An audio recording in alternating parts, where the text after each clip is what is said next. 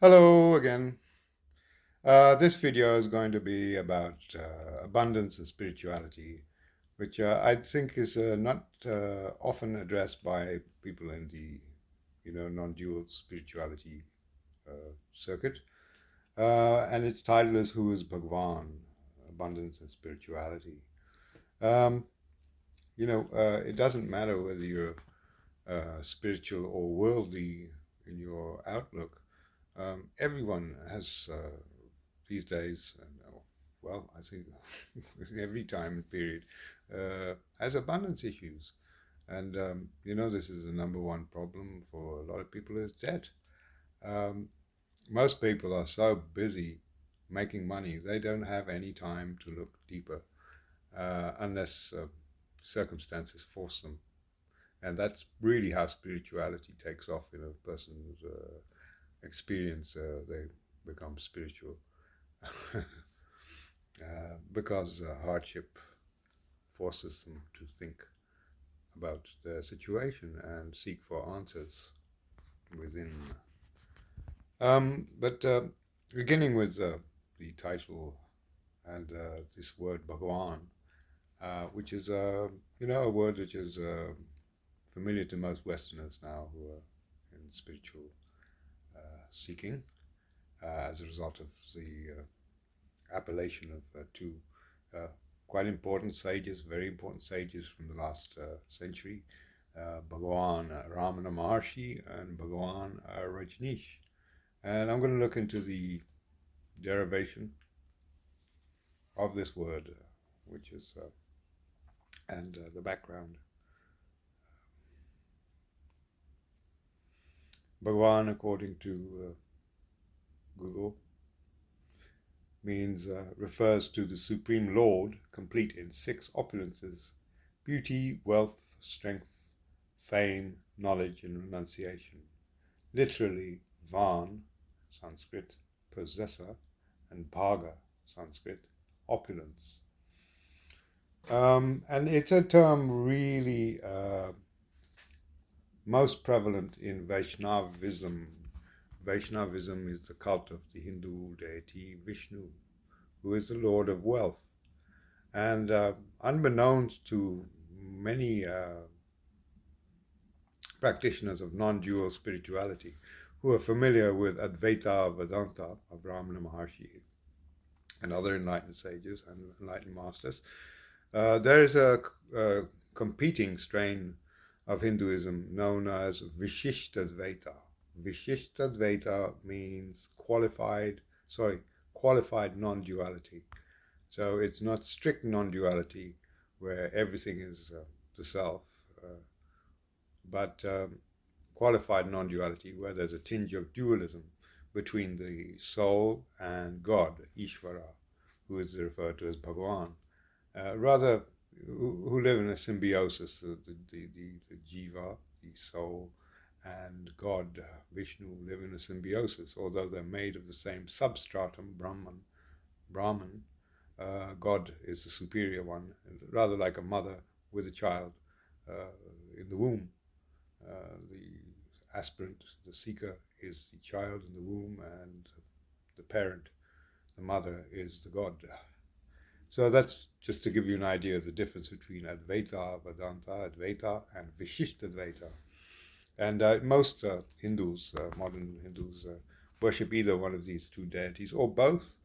Um, but among middle-class Hindus who indulge in worldly, family homemakers, the cult of Vishnu and Ganesh, everything centers around getting money, getting boons from God.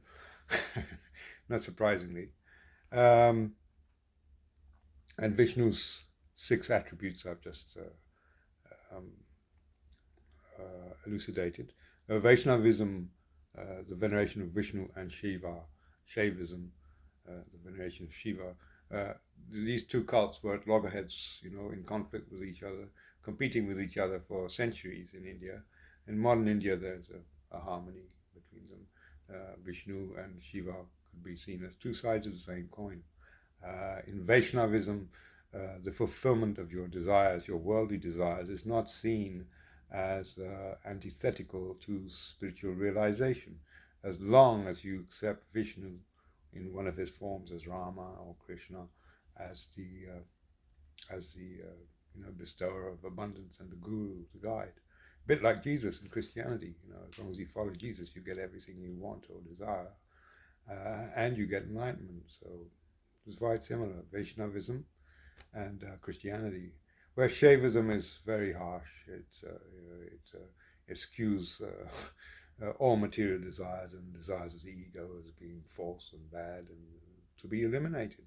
That's what Shaivism teaches, and through yoga, discipline, asceticism, mortification of the flesh, not unlike the Christian saints and the other traditions where asceticism were prized above the worldly life. The question was always, that's been the question in the New Age community that has been addressed by a number of teachers. I followed New Age teachings for a number of years in order to manifest a better life. Is it spiritual to be poor? I mean, realization and money issues. Just because you become enlightened, if you have any money issues, they'll probably still be there. I mean, by money issues, in my case, for example, I still have debts from prior to the time of my moksha, my liberation event. The difference is I never worry about money. I never worry or stay awake at night worrying about anything, because there is no thinker. There's no more thoughts being produced. So I'm fortunate in that respect. However, the promise of enlightenment, when I got onto this path and I read books by various teachers, there was the idea given that the self, basically fulfills your every desire. It's like a wish-fulfilling gym. The term in Sanskrit is chintamani. Whatever you wish for just manifests immediately. This is referred to as 5D consciousness, living in 5D in the New Age terminology, that you're so, spiritually aligned that you can will anything into existence just by thinking about it. And I lived in that state for a little while in the early 90s, and indeed things just came on my path, fell in my lap, but it doesn't seem to be the case anymore. And there are reasons for that. It's strange, because that is one of the boons of the self. The self, Brahman, is seen as Chintamani, fulfiller, a wish-fulfilling gym that fulfills all your desires. But you won't see me complaining, because there's no one to complain here. The other thing I noticed, and I really thought about this quite hard, or it became apparent to me, is that the chief motivators for enlightenment and spiritual seeking are as follows. One of them is bereavement and loss. That's a very strong catalyst to spiritual seeking. Certainly losing a loved one or losing your business, as has happened to a lot of people during the COVID pandemic, can lead one to become very philosophical and seek answers to questions as to how to end one's suffering and find relief, lasting relief. The other one is poverty. People who experience extreme poverty and cannot pay their bills and cannot support their families, they turn to God. Obviously, we see that everywhere. And there's an awful lot of poverty around, and I put it to you that people who have been experiencing financial hardship have been turning to God en masse on this planet, because religion is on the rise everywhere. And no doubt where that's coming from. That's the elite, sadistic elite oppression of the masses that's rearing its ugly head in the form of the World Economic Forum. And this has been going on throughout history. So this is just a pattern re-emerging. So poverty is a great catalyst. People turn to God, they turn to their Holy Bible, the Quran, the Bhagavad Gita, or they turn within to meditate, to find a state of bliss where they're no longer touched by these horrors of the modern world of samsara. Then you have, funnily enough, even rich people turn to spiritual seeking, a lot of them. So that's number 3, that's boredom. a great catalyst. So once you, if let's say you have all the money that you could possibly wish for, and have experienced everything that you could possibly have dreamt of, owned everything you could possibly have wanted to own, and traveled everywhere, and you're left with a feeling of emptiness.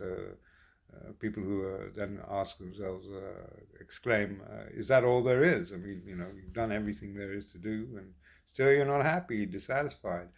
And they will turn to spiritual books, probably, and enlightened gurus, go to seminars and weekend retreats and workshops, and probably give a lot of money to gurus so they can be relieved of that horrible, gnawing feeling of ennui and boredom, and hopefully find an end to their suffering, because that's suffering too, isn't it? Okay, so those are three observations I made, and it's my opinion, as an observer, also looking at history, that it is oppression by a sadistic elite in every case, in every culture, which produced dropouts who became philosophers. In the case of India, it's the sadhus, the saints, who became saints. They dropped out, they renounced their possessions. In Greece, ancient Greece, you had the Greek philosophers, peripatetics, people like Diogenes and Pythagoras. They wandered around with their disciples, aloof from society. Um, Same thing in Canaan, in Judea, with Jesus and the Old Testament prophets. So you see this pattern throughout history, ascetic practices, which are kind of tantamount to, I think in a way, they're kind of sort of suicide, social suicide, self-punishing, blaming yourself for being poor, blaming the body, experiencing hardship, and then blaming the poor body for these hardships, for wanting things. So basically that's because they're being denied or punished by the elite through hardships, penury, lack of availability of options in their life, or by God, who is supporting these elites. And that's where the rub, here comes the rub, and that's where my issue with God or Bhagavan, why that's, why things are set up in this way on planet Earth, where he allows wealthy elites to oppress common people, and well, he produces saints that way. You could say it's kind of perverse, but looks like it, doesn't it? Then you have the paradox of the bejeweled Bhagavan, or bejeweled Jesus, sitting in heaven on his throne, attended by angels and divine beings, apsaras. In the case of Vishnu, receiving foot massages from his wife Lakshmi, and bejeweled and bedecked with all kinds of finery. And in the meantime, his devotees down here are struggling, and they have to get on bended knee. In the case of Christians, it's Jesus, or Krishna, who was an avatar of Vishnu, and people have been doing this for millennia. And I suppose that can work. It's a symbiosis. You propitiate deity and you get your desires fulfilled. Removal of obstacles in your life. That works for a lot of people if you have that kind of inclination, where you're easily you're grateful for the help you receive. But in some cases, it can lead to resentment when you realize and really think more deeply about how the way life has been managed on this planet, so society is constructed with powerful people, wickedly subjugating the masses. Yeah, and this brings me to the current situation of our current day, present day world, the World Economic Forum, and all that wealth, most of it seems to be in the hands of a very small proportion of people who, great number of who have a Jewish background, which is interesting. Although they're not practicing Jews, they are heretics who follow a satanic strain of Judaism. And that's another video I want to go into, the origins of the Illuminati, and that's the Illuminati is who I'm talking about, as created in 1776, and all of that has pertains to Jewish mysticism, and a certain figure within Jewish mysticism of false Messiah, as he was known as, Shabbatai Zevi, and the Sabbatean Frankists. That's another video I'm going to do where I go into some depth, and that will explain to you why the world we live in is exactly the way it is. Again, this begs the question, why would God reward such wickedness and let ordinary good people go without? It doesn't make any sense. Anyway, going to the questions, law of attraction, I tried every method you can think of to manifest abundance, and really in the 20 odd years that I did that, nothing came, and nothing of substance that would put me into a state of permanent financial independence, which is really the only sensible and desirable thing for any human being to want, wish for, because once you've got that out of the way, you can fully devote yourself to spiritual matters, as I had times in my life where I had an inheritance and I was able to focus on spirituality to the exclusion of all else. I took on my passion, which was music, and for a number of years earned money using music as a vehicle for expressing myself, and that was good to follow your passion. And I also tried pujas. When the law of attraction didn't work, I decided to try the route of propitiating, performing pujas and reciting the mantras of these gods, these Hindu gods, and other gods, Christian God, all to no avail. Or let's say it did provide certain amount of abundance, a certain amount of money would come when I least expected it, when I needed it, but no big one. So no big sums of money, no large sums of money, and the dream I've always had is to be financially independent. Who doesn't want to be that? That's the only sensible dream one can have, really, in a world like this. You want to secure your future for yourself and your family.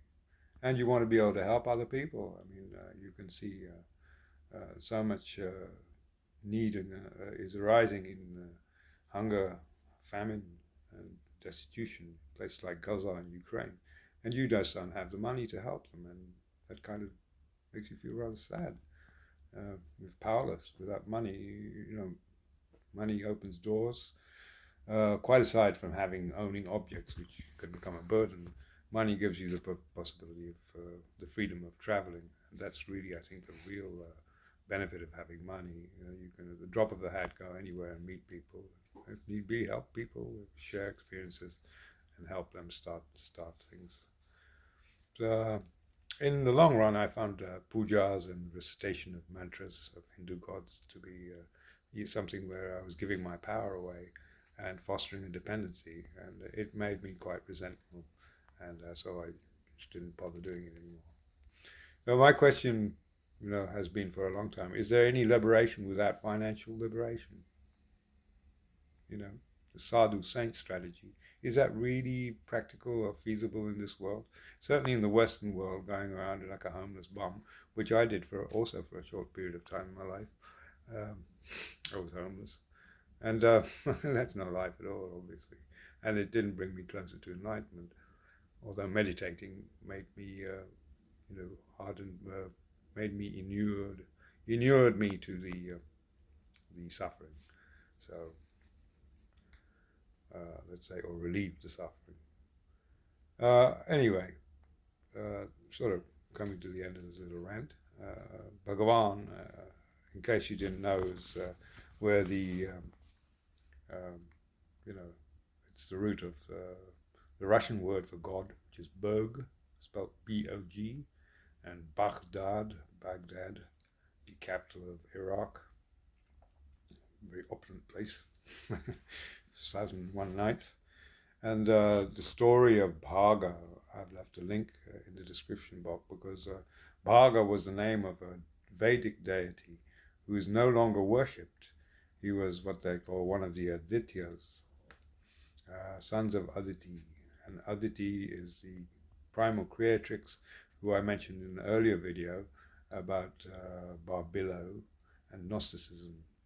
And the Adityas, they're all mentioned in the Veda, the Rig Veda, the oldest Hindu revelations. And their worship has been discontinued with the rise of Puranic Hinduism and the cults of the primarily two gods, Vishnu and Shiva, with Brahma sort of just tagging along. The Trimurti, that's modern Hinduism, the worship of the Trimurti, Brahma, Vishnu, and Shiva, and the goddess. And before that, in the Vedic period, there were these other gods. And Bhaga was the god who apportioned wealth fairly and to people who practiced righteous business dealings.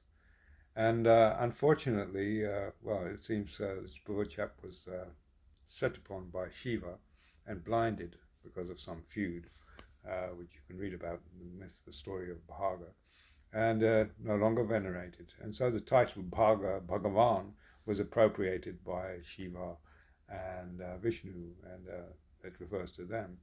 And blinded, therefore, wealth was given indiscriminately to people, regardless of whether they practiced righteous business dealings.